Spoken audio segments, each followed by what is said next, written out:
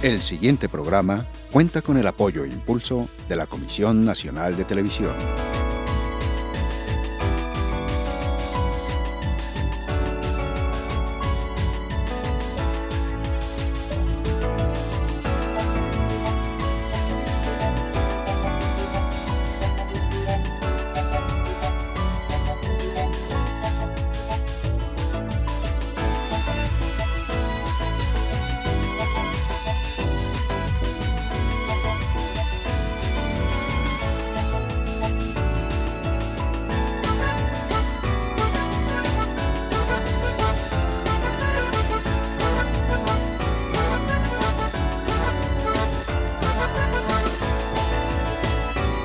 Espejo retrovisor, la historia en movimiento.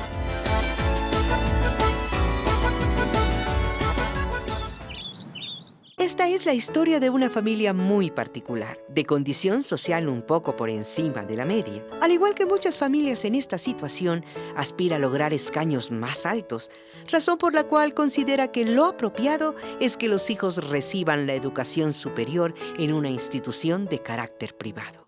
Eso piensan ellos. Yo, por el contrario, tengo otra idea. Mi nombre es Enrique Moreno. Soy un joven común y corriente. Al igual que cualquier joven, soy aficionado a la música y la televisión. Del colegio no salí, me sacaron. Como buen hijo, he vivido gran parte de mi existencia al gusto de mi mamá. Primera comunión con un traje prestado, una fiesta de cumpleaños a la que no fui invitado. En mi niñez soñaba con ser bombero, policía o astronauta. Eso se confundió entre batas de doctores, ingenieros y abogados. Cosa que aprecio, pero no comparto. Este muchacho se nos convirtió en un rebelde sin causa.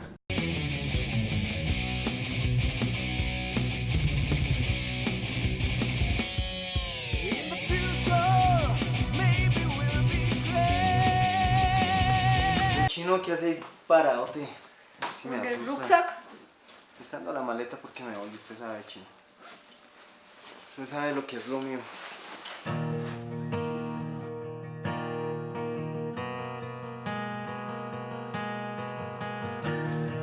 Muy listo. ¿Cómo la ve? Pues si quiere ir fresco.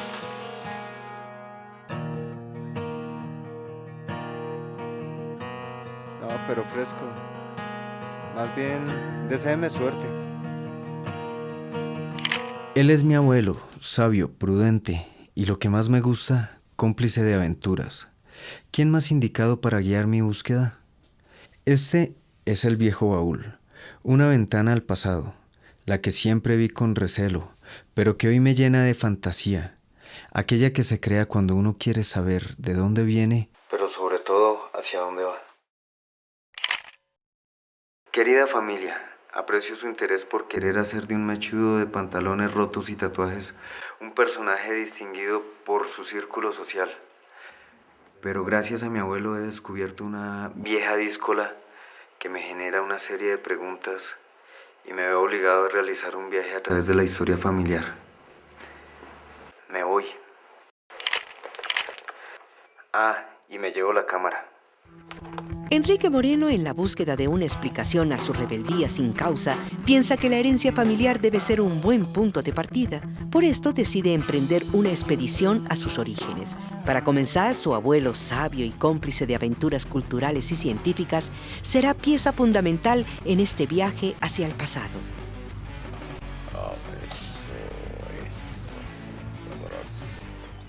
Hola abuelo, ¿cómo estás? Hola, Chino, ¿cómo te va?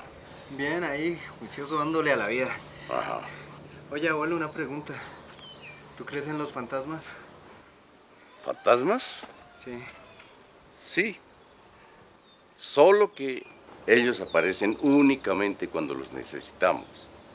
Mientras tanto están por ahí. ¿Y por qué me lo preguntas? No, pues es que a veces pasan como cosas raras y...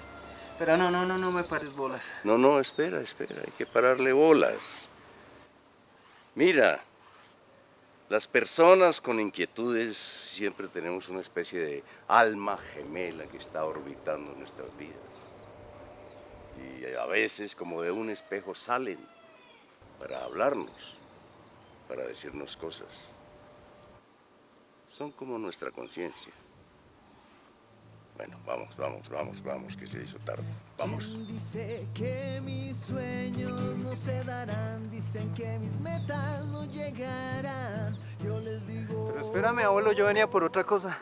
Cuando Marroquín fue vicepresidente de Colombia en 1903, firmó la paz de lo que se llamó la Guerra de los 1000 días, que aparte de esa cantidad de días completamente perdidos, dejó un saldo de 200 batallas, miles de muertos y heridos, millones de pesos despilfarrados y unas terribles consecuencias espirituales y políticas para este país.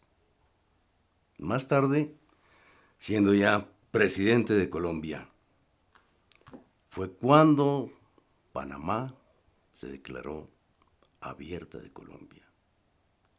Y entonces el presidente norteamericano Theodore Roosevelt declaró: I took Panamá. Ah, o sea que Marroquín fue complaciente con los americanos. Por aquí no voy a encontrar lo que estoy buscando.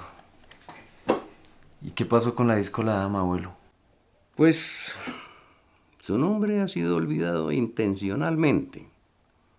Pero las personas que han visto rondar su fantasma por los parajes de Atogrande conducen a lo siguiente, que ella, a pesar de su alta cultura, era muy irreverente con la intromisión de la Iglesia en los asuntos del Estado. Y esto nos conduce directamente al fiscal don Francisco Moreno y Escandón a finales del siglo XVIII. El presidente Marroquín, Moreno y Escandón, la disco La Dama, no veo la... Es sencillo. El presidente Marroquín era descendiente de Moreno y Escandón. Y la famosa dama era prima de Marroquín. Lo que ocurre es que ella tenía unas actitudes que no eran compartidas por la aristocracia de la época. Y el presidente Marroquín se sentía avergonzado. Vergonzoso aquel que no atiende a la voz de su conciencia. Vergonzoso vivir en esta celda de falsos valores, donde te dictan quién eres y qué es lo bueno para ti. Heme aquí de nuevo en este mundo, felizmente divago por los tiempos, para revivir la voz de la historia que se teje con los recuerdos de la conciencia. Bueno, pues mi abuelo me dice que mi rebeldía tiene relación con estos personajes. Pero necesito averiguar más sobre el fiscal Moreno y Escandón. ¿Cómo hago eso? Trasladándome a finales del siglo XVIII en la Nueva Granada.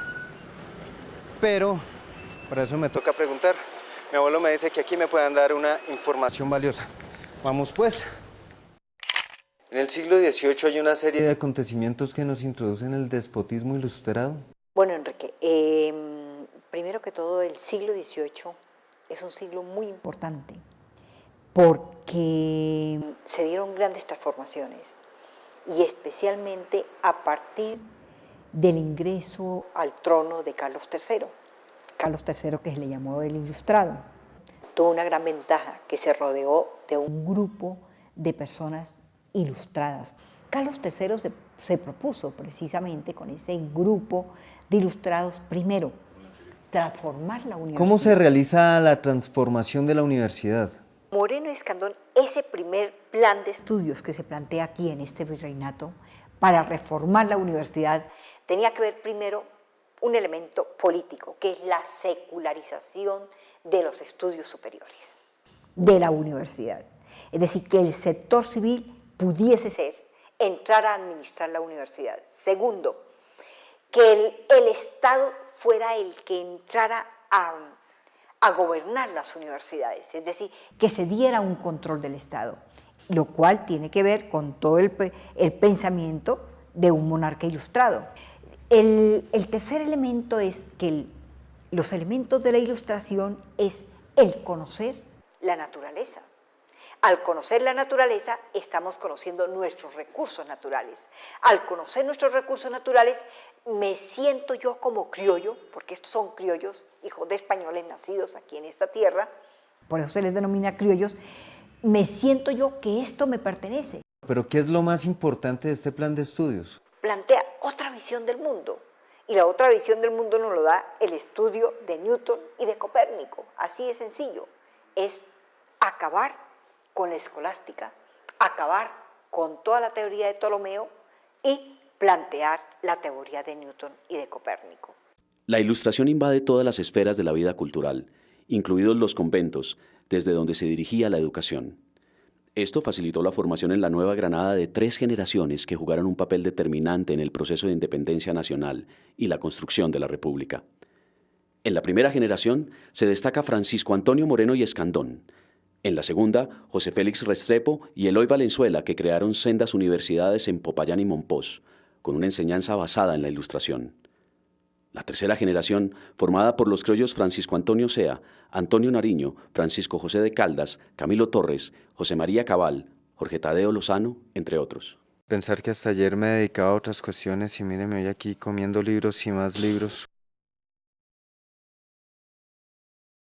Por ejemplo, el fiscal Moreno y Escandón se oponía a que la Iglesia manejara la educación superior. Moreno y Escandón propone una universidad pública bajo el patronato real y administrada por el sector civil. Concibe una universidad pública financiada por el Estado, una junta gubernativa elegida por votación, un rector nombrado por el virrey con funcionarios civiles y sin participación de comunidades religiosas. Es de esperar que las comunidades religiosas se opongan a la creación de universidades públicas y seculares. Con razón la manera de pensar tan estricta de Sea. En los colegios santafereños solo se enseñan cuestiones insulsas, inútiles y ridículas que evaporan la razón y cortan el vuelo del más valiente ingenio que va a ser gloria y las delicias de la patria. En síntesis, lo que Moreno y Escandón propone es una reforma educativa basada en la observación, la experimentación, con un gobierno democrático y financiada por el Estado. Bueno, este pechito se va para Bogotá. Frente a esta propuesta, los dominicos reafirman el método escolástico, es decir, aquel fundado en los principios bíblicos. La reforma de Moreno y Escandón resiste, intenta romper con la visión teocéntrica del conocimiento y privilegia los saberes centrados en la observación y la experimentación. El 18 de julio de 1778 se declara útil la puesta en marcha de la universidad pública y se prohíbe que los catedráticos de las universidades religiosas intervengan en los exámenes para el otorgamiento de grados. Decisión que duró 4 años. En 1787, Moreno y Escandón planteó un modelo de educación moderno y con el objeto de buscar nuevamente su aprobación, el virrey Caballero y Góngora presenta el proyecto de universidad pública, pero esta no llegó. Una década después, la Universidad Tomística mantiene el privilegio de otorgar grado con voz y voto en los exámenes. Dominicos y defensores de la escolástica y factores económicos impidieron que en la Nueva Granada se diera una universidad pública de corte ilustrado. Sin embargo, la Ilustración ya había dejado un influjo imborrable, pues en Mompox se da el primer grito de independencia nacional y en Popayán se forma un grupo que continúa sus estudios en Santa Fe, los cuales organizaron tertulias y participaron en la expedición botánica. No, parce, definitivamente esta vaina de buscar sus raíces es re complicado. Definitivamente es más fácil por internet, pero no se la goza uno tanto. Frente al espejo y reflexioné, guitarra al hombro me eché a andar. Me di cuenta que los sueños se hacían realidad.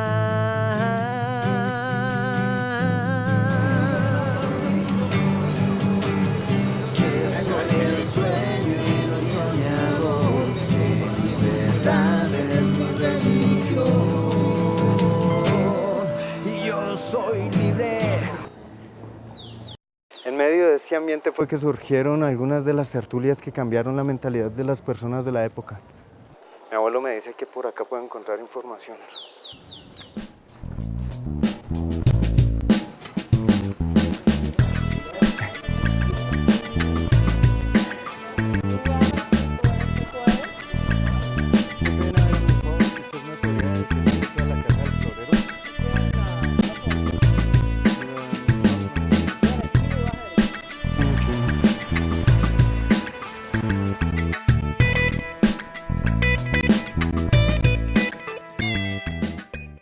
Profesor Uribe, mi abuelo me hablaba mucho de las tertulias.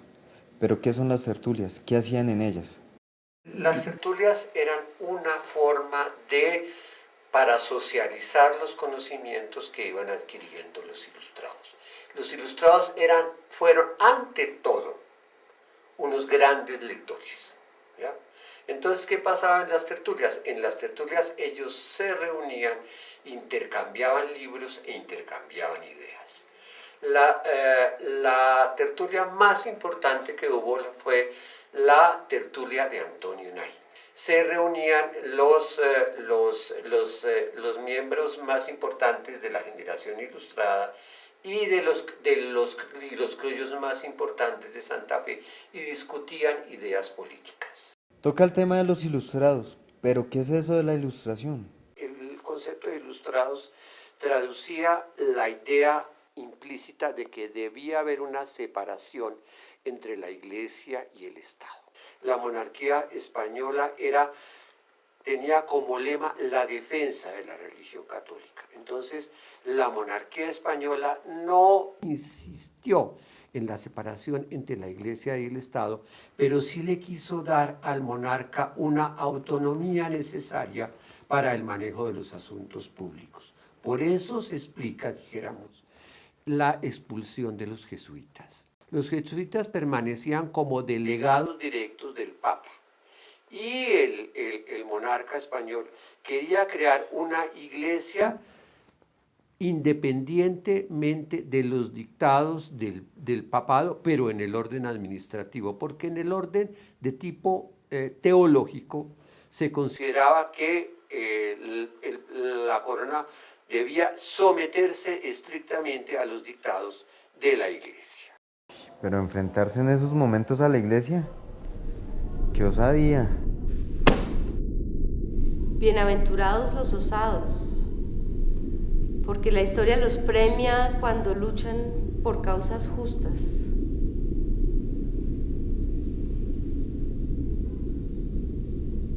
Me acerqué a la Casa de las Rosas. Desobedecí las normas de este mundo para obedecer mi voz profunda. Esta es la casa del florero donde habitó por muchos años mi tatarabuelo. Déjenme decir que siento algo de nostalgia al saber que pues habitó tanto tiempo y que se encuentra en estas condiciones, puesto que la sangre llama, ¿no? Claro que hay unos personajes por ahí que la están arreglando. Entre 1842 y 1845, el ministro de Estado, Mariano Ospina Rodríguez, propone una reforma universitaria que orientó la educación hacia las ciencias modernas y la utilidad y práctica de sus enseñanzas. Su aversión al estudio de profesiones tradicionales como el derecho y la teología eran conocida. En 1918, pasados 150 años de la reforma de Moreno y Escandón, don Germán Arciniegas lidera un movimiento estudiantil que fundamenta su crítica en la falta de condiciones para el desarrollo de la investigación científica. Arciniegas recuerda a Moreno y Escandón. Al romperse, con la Guerra de Independencia, la iniciativa de Mutis, Caldas y Moreno y Escandón, y volver a la rutina de una educación literaria y metafísica, se cerraron los horizontes a la esperanza de una ciencia colombiana.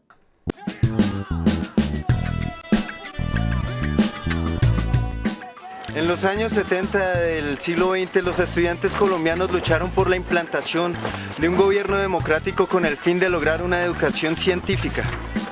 En la Constitución de 1991 se consagra la autonomía universitaria y luego la Ley 30 de 1992 establece la forma de financiar la universidad pública, aplicándose un modelo que solo permite ajustes según la inflación. Es decir, a las universidades se les fija un presupuesto que no cambia en términos reales. Hoy, precisamente, lo que se discute es este tema. Cuando Moreno y Escandón planteó su reforma hacia la educación superior en 1774, no imaginó que esta iba a tener validez por más de 200 años. ¡Vamos, muchachos! ¡Universidad pública!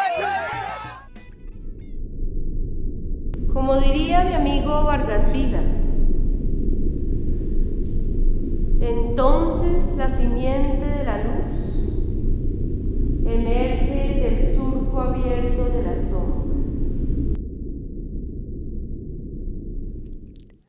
Hace más de 200 años que Moreno y Escandón señalaba que había que separar a las comunidades religiosas de la dirección de la universidad. Ahora los estudiantes y profesores impulsan la idea del cogobierno universitario y la financiación estatal de las mismas. Todo esto fue lo que se planteó en los albores de la independencia, cuando se decía que el patronato real debía asumir los gastos de la educación superior. Es parte de mi travesía, aquí los dejo con esta historia, para que nos demos cuenta cómo una educación con alto contenido científico pasa por las condiciones de democracia y financiación. ¿Qué da el dinero que corrompe las almas? Vende sus cuerpos para otra realidad, pero no nos interesa, la vida ya no vale, la avaricia no... Dos enseñanzas surgen de todo este recuento. Lo primero, las ideas que inspiran la creación de la universidad pública fueron las de la Ilustración, y estas provinieron de Europa, al igual que las ideas de la independencia y la teoría que animó y guió la construcción de la República. Las organizaciones sociales que aquí existían tuvieron el mérito de apropiarse de ellas, adaptándolas a nuestra propia realidad. Lo segundo es que la independencia estuvo precedida por cambios en la educación, la cultura y la mentalidad, lo cual preparó el pensamiento de las personas que emprendieron el proyecto de la República. Nuevamente esta es mi familia. Mi hermano el come libros, mi mamá y mi abuelo. ¿Y la dama díscola? Ah, sí. Pues tú sabes que en mi corazón, al igual que en el de ella, palpita la irreverencia. Y te digo más, yo estoy seguro que esta aristocracia decadente va a fracasar en su intento de borrarla de la historia. Fíjate en lo que pasó con el viejo fiscal Moreno y Escandón. Por otro lado, y teniéndolos a ustedes como testigos, puedo asegurarles que esta travesía que explica la rebeldía que llevo dentro, sí tiene sentido. Traspaso los espejos, mensajera de la luz que nos extingue.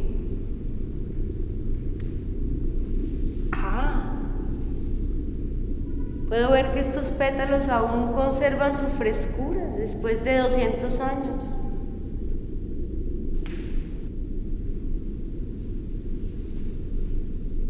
Y la llama de mi rebeldía aún arde con fuerza.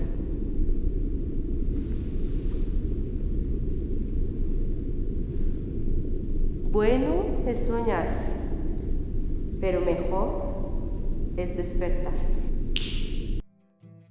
Mi mamá aún no termina su tejido.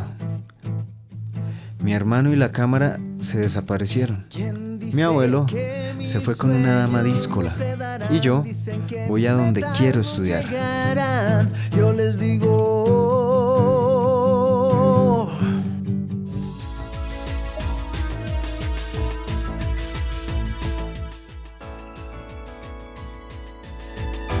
Con el apoyo e impulso de la Comisión Nacional de Televisión.